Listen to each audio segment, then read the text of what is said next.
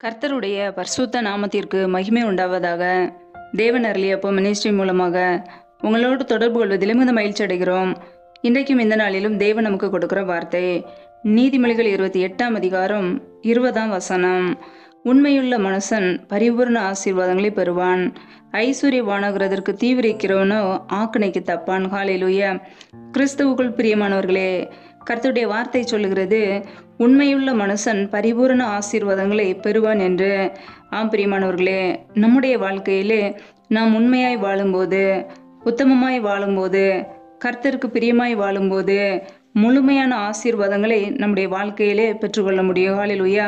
இன்றைக்கு ஏன் கர்த்தருடைய பிள்ளைகளுடைய வாழ்க்கையிலே நன்மைகள் இல்லை, ஆசீர்வாதங்கள் இல்லை? ஏனென்றால் உண்மையுள்ள ஒரு நிலைமை இல்லை.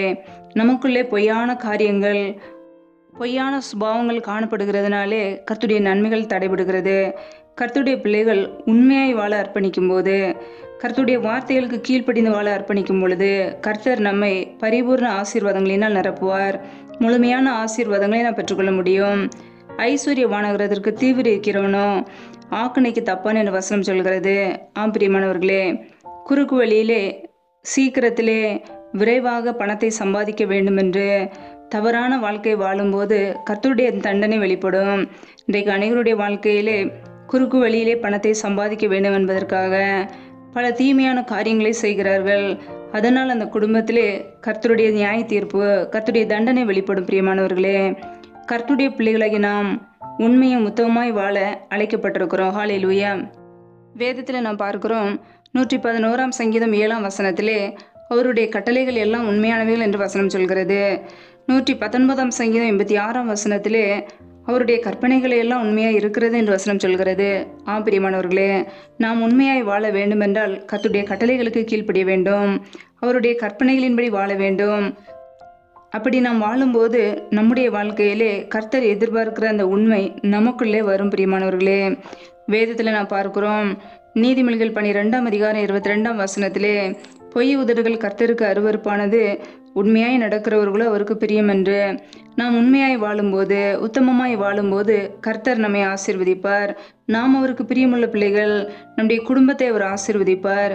பரிபூர்ண நன்மையினால் நம்மை நிரப்புவார். ஹல்லேலூயா. உண்மையோடு இருந்து கர்த்தர் கொடுக்கிற ஆசீர்வாதங்களை கர்த்தருடைய பிள்ளைகள் பெற்றுக்கொள்வோம். நம்முடைய வாயிலே உண்மையான காரியங்கள் பேச வேண்டும். நம்முடைய இருதயத்திலே உண்மை உள்ளதாக உண்மையான காரியங்கள், உண்மையான சுபாவங்கள் இருக்க வேண்டும். ஹல்லேலூயா. வேதத்தில் நாம் பார்க்கிறோம், சகரியா 8ஆம் அதிகாரம் 16ஆம் வசனத்திலே அவனவன் பிறனோட உண்மையை பேச கடவன் என்று வசனம் சொல்கிறது. ஆம் பிரியமானவர்களே, நாம் பேசுகிற வார்த்தைகளிலே உண்மை காணப்பட வேண்டும். நம்முடைய கர்த்தராகிய இயேசு கிறிஸ்து உண்மை உள்ளவர், கர்த்தர் உண்மையுள்ளவர். அவர் நம்மை தீமையின்றி விலக்கி காத்து கொள்கிற தேவன். நம்முடைய கர்த்தராகிய இயேசு கிறிஸ்து உண்மையுள்ளவராய் இருக்கிறபடியினாலே அவருடைய பிள்ளைகளாகிய நாமும் உண்மையோடு உத்தமத்தோடு வாழ வேண்டும். ஹல்லேலூயா. கர்த்தர் எதிர்பார்க்கிற அந்த உண்மை நமக்குள்ளே காணப்படுகிறதா? நம் குடும்பமாய் உண்மையோடு வாழ்கிறோமா? பொய்யான காரியங்களை வெறுத்து உண்மையோடு வாழ்கிறோமா? செய்கிற வேலைகளிலே உண்மை காணப்படுகிறதா? செய்கிற வியாபாரங்களிலே உண்மை காணப்படுகிறதா? மற்றவர்களிடம் பேசும்போது உண்மையை பேசுகிறோமா? எல்லாவற்றையும் கர்த்தர் கவனித்து கொண்டு இருக்கிறார். பொய் உதடுகளை கர்த்தர் அருவருக்கிறார். நம்முடைய நாவினாலே பொய் பேசும்போது கர்த்தர் நம்மை வெறுக்கிறார். கர்த்தருடைய பிள்ளைகள் மனம் திரும்பி கர்த்தருக்கு பிரியமாய் வாழ்வோம். கர்த்தர் கொடுக்கிற நன்மைகளை பெற்றுக்கொள்வோம். ஹல்லேலூயா. வேதத்தில் நாம் பார்க்கிறோம், வெளிப்படுத்தல் 2ஆம் அதிகாரம் 10ஆம் வசனத்திலே நீ படப்போகிற பாடுகளை குறித்து எவ்வளவும் பயப்படாதே. இதோ நீங்கள் சோதிக்கப்படும் பொருட்டாக பிசாசானவன் உங்களில் சிலரை காவலில் போடுவான். 10 நாள் உபத்திரப்படுவீர்கள். ஆகிலும் நீ மரண பரியந்தம் உண்மையாயிரு, அப்பொழுது ஜீவ கிரீடத்தை உனக்கு தருவேன் என்று வசனம் சொல்கிறது. ஆம் பிரியமானவர்களே, நம்முடைய வாழ்க்கையிலே மரண பரியந்தம் நம் உண்மையோடு உத்தமத்தோடு வாழ வேண்டுமாம். அப்பொழுது நம் ஜீவ கிரீடத்தை பெற்றுக்கொள்ள முடியும். இன்றைக்கு அனைவருடைய வாழ்க்கையிலே பாடுகள் வரும்போது, சோதிக்கப்படும் போது தேவனை மறுதலித்து பின்வாங்கி போகிறார்கள். ஆனால் நம் வேதத்திலே பார்க்கும் பொழுது யோபுவின் வாழ்க்கையிலே பாடுகள் வந்தது, உபத்திரவங்கள் வந்தது, சோதனைகள் வந்தது. ஆனாலும் அவர் மரண பரியந்தம் உண்மையோடு வாழ்ந்தார், உத்தமத்தோடு வாழ்ந்தார். நஷ்டங்கள் வந்த பொழுதும் கர்த்தர் கொடுத்தார், கர்த்தர் எழுத்தார் என்று சொல்லி கர்த்தருடைய நாமத்தை உயர்த்தினார். பிரியமானவர்களே, அதனாலே முடிவிலே இரண்டத்தனையாய் நன்மைகளை பெற்றுக்கொண்டார். கர்த்தருடைய நாமத்தை அவர் உயர்த்தினார். பாடுகள் வரும்போது கர்த்தரை மறுதலிக்கவில்லை, இன்றைக்கு அநேகருடைய வாழ்க்கையிலே பிரச்சனைகள் வரும்போது, பாடுகள் வரும்போது, சோதனைகள் வரும்போது கர்த்தரை மறந்து விடுகிறார்கள். ஆனால் கர்த்தருடைய பிள்ளைகள் மரண பரியந்தமும் உண்மையா இருக்க வேண்டும். நன்மை நடந்தாலும் தீமை நடந்தாலும் கர்த்தருடைய நாமத்தை நாம் உயர்த்த அழைக்கப்பட்டிருக்கிறோம். கர்த்தர் மீது வைத்த விசுவாசத்திலே நாம் குறைவுபட்டவர்களை ஒரு நாளும் போய்விடக்கூடாது.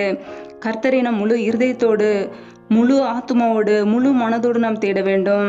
மரண பரியந்தமும் உண்மையா இருக்கும்போது கர்த்தர் நித்திய ஜீவனை நமக்கு கொடுப்பார். ஜீவ கிரீடத்தை உனக்கு தருவேன் என்று நமக்கு வாக்குத்தத்தம் செய்திருக்கிறார். ஹல்லேலூயா. வேதத்தில் நாம் பார்க்கிறோம், யோவான் 4:24 தேவன் ஆவியா இருக்கிறார், அவரை தொழுது கொள்ளுகிறவர்கள் ஆவியோடும் உண்மையோடும் அவரை தொழுது கொள்ள வேண்டும் என்று வசனம் சொல்கிறது. ஆம் பிரியமானவர்களே, நம்முடைய தேவன் ஆவியா இருக்கிறார். நாம் அவரை தொழுது கொள்ளும் போது நம்முடைய இருதயத்திலே உண்மை உத்தமம் இருக்க வேண்டும். நம்முடைய வாழ்க்கையிலே நாம் ஆலயத்திலே போய் கர்த்தரை தொழுது கொள்ளும் போது நம்முடைய இருதயத்திலே தேவன் எதிர்பார்க்கிற அந்த உண்மை காணப்படுகிறதா? நம்மை நாமே சற்று ஆராய்ந்து பார்ப்போம். மரண பரியந்தம் உண்மையா இருப்போம். ஜீவ கிரீடத்தை பெற்றுக்கொள்வோம். ஹல்லேலூயா. பாடுகள் வரும்போது, பிரச்சனைகள் வரும்போது, நாம் சோதிக்கப்படும் போது பின்வாங்காதபடிக்கு கர்த்தர் மீது வைத்த விசுவாசத்திலே உறுதியோடு நம்பிக்கையோடு வாழ்வோம். ஹல்லேலூயா. வேதத்தில் நாம் பார்க்கிறோம், 3 யோவான் 1:3 நீ சத்தியத்தில் நடந்து கொள்கிறாய் என்று உன்னுடைய உண்மையை குறித்து சந்தோஷப்பட்டேன் என்று வசனம் கூறுகிறது.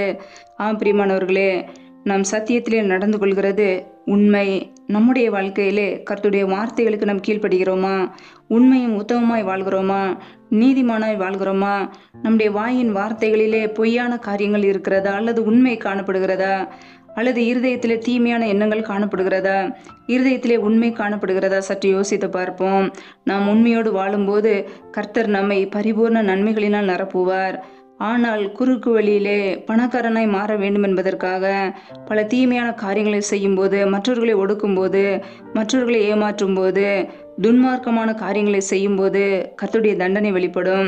கர்த்தருடைய பிள்ளைகள் உண்மையுள்ள மனுஷர்களாய், உண்மையுள்ள இருதயத்தோடு பொய் பேச்சை வெறுத்து வாழ்வோம்.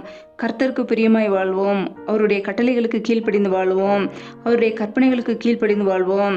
வேதத்திலே பார்க்கிறோம், 101 சங்கீதம் 6 தேசத்தில் உண்மையானவர்கள் என்னோட வாசம் பண்ணும்படி என் கண்கள் அவர்கள் மேல் நோக்கமாய் இருக்கும்.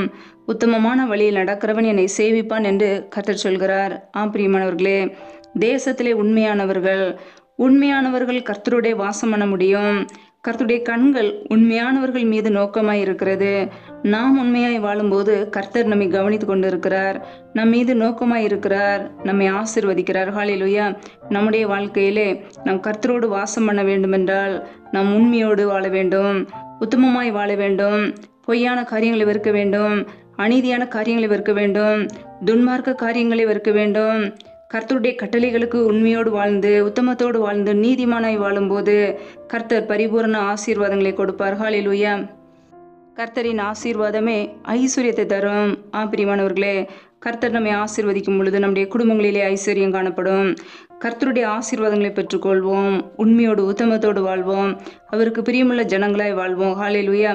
பொய்யான காரியங்களை வெறுத்து உண்மையோடு உத்தமத்தோடு வாழும்போது கர்த்தர் முழுமையான ஆசீர்வாதங்களை நம்முடைய குடும்பத்துக்கு தருவார். நம்மை ஆசீர்வதித்து உயர்த்துவார். மற்றவர்களுக்கு முன்பாக வெட்கப்பட்டு போகாதபடிக்கு தலை நிமிரச் செய்வார். ஹல்லேலூயா. கர்த்தர் தாமே இந்த வார்த்தையின்படி உங்களை ஆசீர்வதிப்பாராக. ஆமென். நம்மை நாமே அவருடைய சமூகத்திலே அர்ப்பணித்து தாழ்த்தி ஜெபிப்போம். ஜெபம். எங்களை அதிகமாய் நேசிக்கிற எங்கள் அன்பின் பரலோக பிதாவே, மெய் துதிக்கிறோம், ஸ்தோத்திரிக்கிறோம் அப்பா. இந்த நாளிலும் கூட நம்முடைய வார்த்தைகளோடு எங்களோடு பேசினீர். அதற்காக உமக்கு ஸ்தோத்திரம், ஸ்தோத்திரம், ஸ்தோத்திரம். நல்லவரே மெத்துதிக்கிறோம் அப்பா. வல்லவரே மெத்துதிக்கிறோம். மகிமையுள்ளவரே மெத்துதிக்கிறோம்.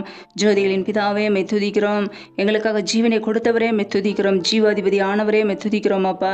ஒவ்வொரு நாளும் எங்களை கண்ணின்மணி போல பாதுகாத்து ஜீவனோடு, சுகத்தோடு, பலத்தோடு, ஆரோக்கியத்தோடு சகல நன்மைகள் எங்களுக்கு சம்பூர்ணமாய் கொடுத்தவரே மெத்துதிக்கிறோம், ஸ்தோத்திரிக்கிறோம் அப்பா. இந்த நாளிலும் உடைய சமூகத்தில் எங்களை அர்ப்பணித்து ஜெபிக்கிறோம். எங்களுடைய ஆவி, ஆத்மா, சரீரம், சிந்தனை, நினைவுகள் எல்லாம் இயேசு கிறிஸ்துவின் ரத்தத்துக்குள்ள பொழுது ஜெபிக்கிறோம். யாரெல்லாம் இணைந்திருக்கிறார்களோ ஒவ்வொரு பிள்ளைகளும் கரங்களிலே அர்ப்பணிக்கிறோம். ஒவ்வொரு குடும்பங்களையும் பெயர் பெயராய் ஆசீர்வதிப்பீராக. பிள்ளைகள் என்னென்ன காரியங்களுக்காக எதிர்பார்த்து காத்து கொண்டு இருக்கிறார்களோ என் தேவன் நன்மையினால் நிரப்புவீராக. பிள்ளைகள் செய்கின்ற வேலைகள், தொழில்கள், வியாபாரங்கள் எல்லாவற்றையும் ஆசீர்வதிங்க. கையின் பிரயாசங்களை வர்த்திக்க பண்ணுங்க. கையின் பிரயாசங்கள் தேவையில்லா செலவுக்கோ வீண் செலவுக்கோ மருத்துவ செலவுக்கோ வட்டின்னு சொல்லி போகாதபடிக்கு என் தேவன் ஆசீர்வாதத்தை உயர்த்துவீராக. இப்படி நன்மையினால் நிரப்புவீராக. எந்தெந்த குடும்பங்களிலெல்லாம் வேலைக்காக ஜெபிக்கிறார்களோ என் தேவன் மனமறிஞ்சு ஆசீர்வதிங்கப்பா. வேலை காரியங்களில் இருக்கிற தடைகளை நீக்கி ஆசீர்வதிங்க. என் தேவன் பிள்ளைகளை ஆசீர்வதித்து உயர்த்துவீராக. இயேசு கிறிஸ்துவின் வல்லமையில நாமத்தினாலே தடைகள் முற்றிலுமாக நீக்கப்பட்டு போவதாக. ரீமா கமர ஷேகேலே தினிமா கர தரபலா ரபா கபர ஷல தினிமர ஹர தரபலா ரியாக்க போரோ ஷேகேலே தினிமர கர தரபலா. தடைகள் விலகுவதாக இயேசுவின் நாமத்தினாலே. ரியாந்த ரஷ தினிமா ரஹர தரபலா. உடைய கரங்களிலே தாழ்த்தி அர்ப்பணித்து ஜெபிக்கிறோம். எந்தெந்த குடும்பங்களிலெல்லாம் கற்பத்தின் கனிக்காக பல மாதங்களாக கண்ணீரோடு பாரத்தோடு ஜெபிக்கிறார்களோ என் தேவன் மனமறைங்க ஆசீர்வதிங்கப்பா. கற்பத்தின் கனியில் இருக்கிற தடைகளை நீக்கி ஆசீர்வதிங்க. கற்பத்தின் கனியில் இருக்கிற எல்லா தடைகளையும் நீக்கி ஆசீர்வதித்து பிள்ளைகளை பழகி பெறுகிற கிருபைகளினால் நிரப்புவீராக. என் இயேசு கிறிஸ்து தாமே ஒரு அற்புதத்தை செய்வீராக. உடைய கரங்களிலே தாழ்த்தி அர்ப்பணித்து ஜெபிக்கிறோம். எந்தெந்த குடும்பங்களிலெல்லாம் திக்கற்ற பிள்ளைகளாய் தனிமையோடு வாழ்கிறார்களோ, கணவரால் கைவிடப்பட்ட ஒரு நிலைமையிலே யாருமே இல்லாமல் கண்ணீர் வடிக்கிறார்களோ என் தேவன் மனம் இறங்குவீராக. என் தேவன் உதவி செய்வீராக. திக்கற்ற பிள்ளைகளுக்கு நீர் மாத்திரமே சகாயர். என் தேவன் உதவி செய்யுங்கப்பா. நன்மைகளினாலும் ஆசீர்வாதங்களினால் நிரப்புவீராக. பிள்ளைகளுடைய தேவைகள் சந்திக்கப்படட்டும், பண தேவைகள் சந்திக்கப்படட்டும், பொருளாதார தேவைகளை சந்திக்கப்படட்டும். ஆசீர்வதிங்க, மேன்மைப்படுத்துங்க, உயர்த்துங்க. உடைய கரங்களிலே தாழ்த்தி அர்ப்பணித்து ஜெபிக்கிறோம். எந்தெந்த குடும்பங்களிலெல்லாம் கணவன் மனைவிக்கிடையே பிரிவினையோடு பிரச்சனையோடு வாழ்கிறார்களோ என் தேவன் அந்த குடும்பத்திலே ஒரு மன மாற்றத்தை கட்டளையிடுவீராக. இந்த குடும்பங்களெல்லாம் இயேசு கிறிஸ்துவின் நாமத்தினால மறுபடியும் இணைக்கப்படட்டும். என் தேவன் குடும்பங்களை கட்டுகிறவர், குடும்பங்களை இணைக்கிறவர். பிரிவினை நாவிகள் எல்லாம் இயேசு கிறிஸ்துவின் நாமத்தினால் வெளியேறட்டும். குடும்பத்திலே தெய்வீக சமாதானத்தை கொடுங்க. அன்பின் அபிஷேகத்தினால் நிரப்புங்க. உடைய வல்லமையினால் நிரப்பி பிள்ளைகளை ஆசீர்வதிங்கப்பா. உடைய கரங்களிலே அர்ப்பணித்து ஜெபிக்கிறோம்.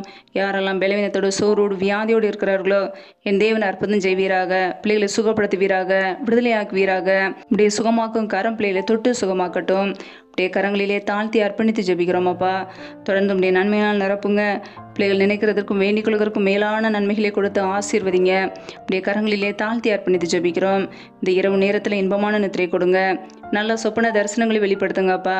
வரப்போற காரியங்களை குறித்து திட்டமாய் பேசுங்க. அதிகாலையில் எழுந்துடைய சமூகத்திலே காத்திருக்க புது புது கிருபைகளை பெற்றுக்கொள்ள எங்களை அர்ப்பணிக்கிறோம். எங்களை ஆசீர்வதிப்பீராக. எங்களை பயன்படுத்துவீராக. இந்த உலகத்துக்கு வெளிச்சமாய் நன்மைகளை செய்கிற பிள்ளைகளை எங்களை மாற்றுங்க. அதற்கேற்ற கிருபைகளை கொடுப்பீராக. மரண பரியந்தம் உண்மையாக இருந்து ஜீவ கிரீடத்தை பெற்றுக்கொள்ள எங்களை அர்ப்பணிக்கிறோம்.